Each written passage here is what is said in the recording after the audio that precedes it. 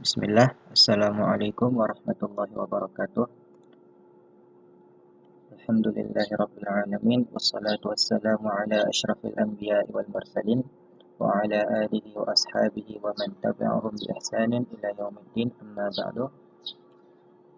Sebelum itu, perkenalkan, nama saya Muhammad Sidki Hanif. Saya merupakan mahasiswa informatika angkatan 2024 Universitas Syekh Kuala. Insyaallah pada kesempatan kali ini saya akan mempresentasikan perancangan basis data untuk sistem pemesanan makanan di restoran. Jadi, sistem ini bertujuan untuk mengelola pemesanan makanan, reservasi meja, serta pencatatan karyawan dan bagian kerja di dalam restoran. Dalam presentasi ini, saya insyaallah akan menjelaskan perancangan basis datanya, struktur tabel, constraint yang digunakan, hingga implementasi SQL yang telah saya buat. Nah, sebelum masuk ke kode SQL, kita perlu memahami entitas apa saja yang ada dalam sistem ini. Berdasarkan ERD yang diberikan, terdapat beberapa entitas utama, yaitu entitas menu, harga, pelanggan, karyawan, bagian. Nah, itu berdasarkan ERD yang diberikan pada soal. Namun, kita bisa kembangkan lebih kompleks lagi, lebih luas lagi, bisa kita kembangkan dari ERD itu menjadi seperti ini. Sedemikian hingga ada entitas-entitas yang bertambah. Sehingga keseluruhan entitasnya yaitu ada pelanggan, ada menu, ada harga, pesanan, detail pesanan, meja, reservasi, karyawan, bagian, bertugas, dan dilayani. Nah, dengan adanya entitas-entitas ini, sistem dapat beroperasi dengan baik dan semua transaksi dapat dicatat secara sistematis. Dalam perancangan ini, saya membuat beberapa asumsi untuk memastikan desain database sesuai dengan kebutuhan sistem, yaitu yang pertama, sistem pelanggan dapat melakukan lebih dari satu pesanan. Yang kedua, setiap pesanan dapat berisi lebih dari satu menu makanan.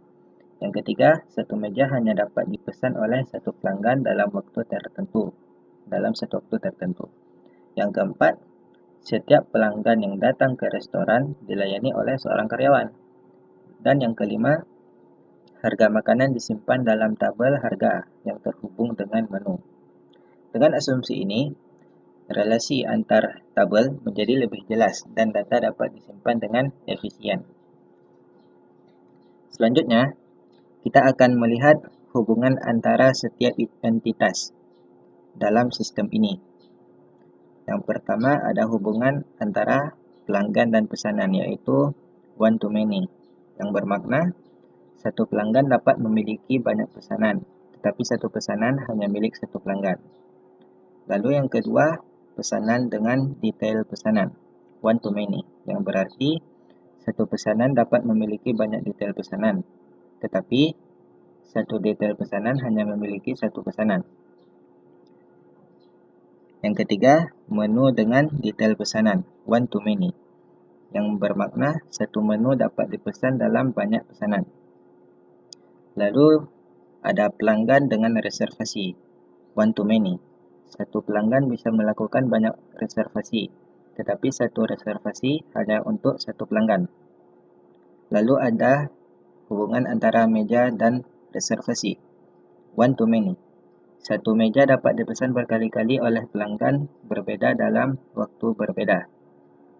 Lalu ada karyawan dengan bagian, many to many. Satu karyawan bisa bekerja di beberapa bagian dan satu bagian bisa memiliki banyak karyawan. Lalu ada karyawan dengan pelanggan, many to many.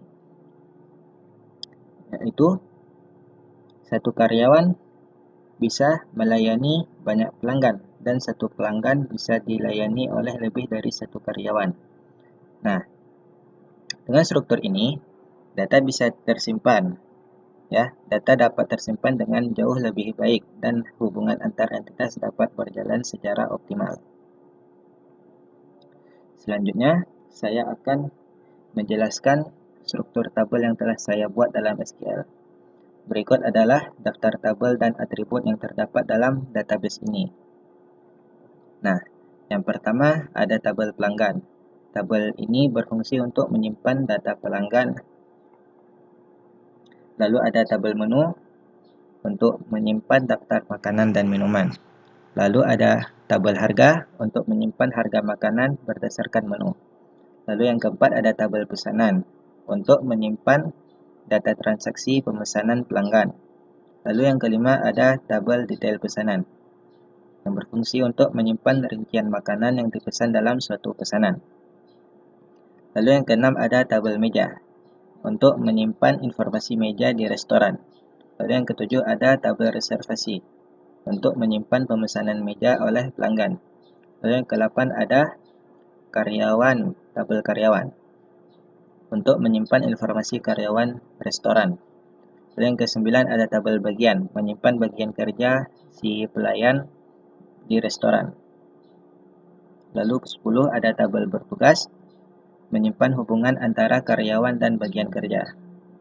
11 ada tabel dilayani, menyimpan karyawan yang melayani pelanggan. Nah, struktur ini mencerminkan bagaimana data dapat disimpan dan diorganisir dengan baik di dalam database restoran. Untuk menjaga keutuhan data, saya menggunakan beberapa jenis constraint dalam database ini, yaitu yang pertama ada primary key untuk memastikan bahwa setiap data dalam tabel bersifat unik. Lalu ada foreign key untuk menghubungkan tabel yang memiliki keterkaitan.